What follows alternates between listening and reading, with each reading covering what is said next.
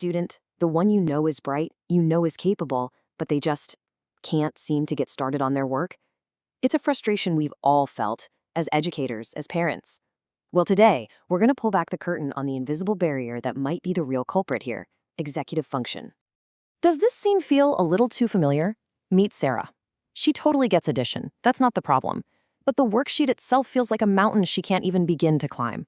Now, she's not being lazy or defiant. She's stuck. And her struggle? It's a classic, textbook sign of an executive function challenge. And this gets to the absolute heart of the matter. For Sarah, and for so many kids like her, the problem isn't the content. It's not about the math. The real struggle is with the process of learning itself. The planning, the starting, and actually seeing it through to the end. So to really get a handle on this, we've got to meet this CEO of our brain. Seriously, that's the best way to think about executive function. It's the management system that's in charge of, getting stuff done. I absolutely love this metaphor, the brain's air traffic control system, because it's not just one skill, right? It's this whole suite of mental tools that helps us juggle information, pivot when things don't go as planned, and keep our eyes on the prize. It's directing all that mental traffic, making sure things land smoothly and we get where we need to go. So this whole system is really built on three main pillars. We're going to break down each one because once you understand them, you'll start seeing the challenges everywhere. First up, let's talk about working memory.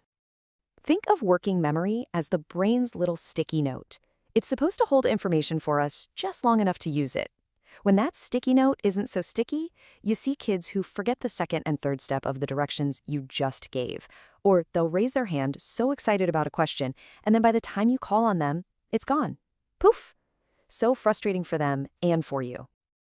Okay, pillar number 2, cognitive flexibility. This is all about the ability to shift gears. A student who struggles here might have a total meltdown if the morning schedule changes without warning. Or you'll see them get stuck on one way to solve the math problem, and even if it's not working, they just can't try a new approach. It can look a lot like stubbornness, but really, it's a cognitive traffic jam. And our third pillar is inhibitory control, which is basically the brain's brake pedal. Without good brakes, students might call out answers or start a task before you're even done explaining it. But it also controls emotions, so for them, a tiny frustration, like their pencil breaking, can feel like a 5-alarm fire.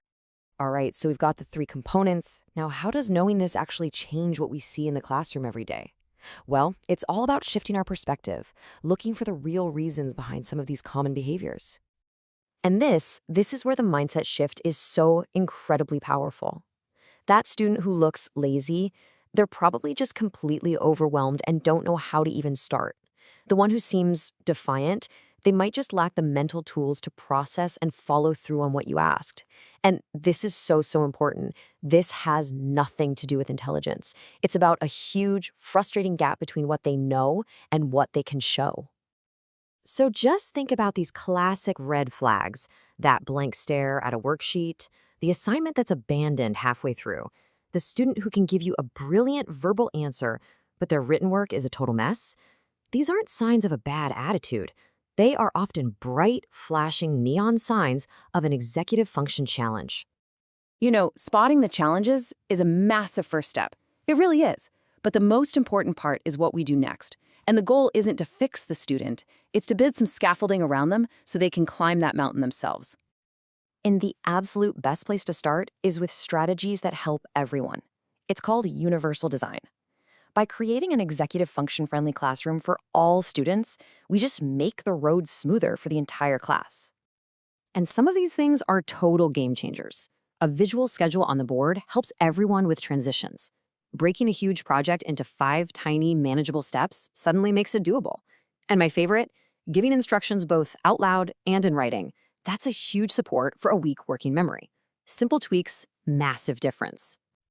Okay, but beyond those universal supports, sometimes we need to get more targeted. So let's start with some specific strategies for working memory. What all of these are really are external memory aids. A checklist basically outsources the job of remembering what to do next. A note-taking template provides the structure so a student can just focus on the content. We're essentially giving them an external sticky note to use when their internal one gets overloaded.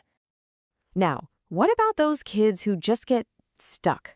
How can we help them build up that cognitive flexibility? The key here is all about structured practice. Just giving a little heads up before the routine changes can prevent a world of anxiety. Actively practicing Plan B thinking, okay, what's our backup if this doesn't work? That builds those flexible thinking muscles. It shows them how to pivot and try something new. And finally, let's talk about inhibitory control, how we can help students manage those impulses and big emotions. This is all about teaching self-regulation. Instead of just saying, calm down, we can teach a simple stop and think routine they can actually use. We can provide tools like fidgets or planned movement breaks to help manage that extra energy. It's about giving them the skills to apply their own breaks instead of us having to slam them on for them. So why is this all so incredibly important? Because when we start addressing executive function, we're not just hoping for better grades. We are unlocking a student's true, buried potential to learn, to grow, and to thrive. And this is not some small niche issue. I want you to look at this number. Up to 90% of students with ADHD are affected by executive function difficulties. It's also super common in students with autism, learning disabilities, and even anxiety.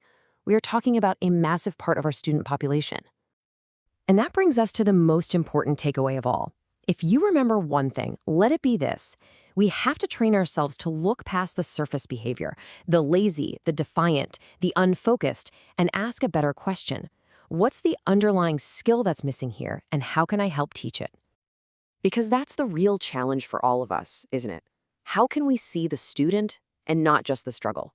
When we make that shift, we stop fighting behaviors and we start building skills. We stop seeing the problem and we start seeing the incredible, capable student who was there the whole time, just waiting for the right tools to unlock their potential.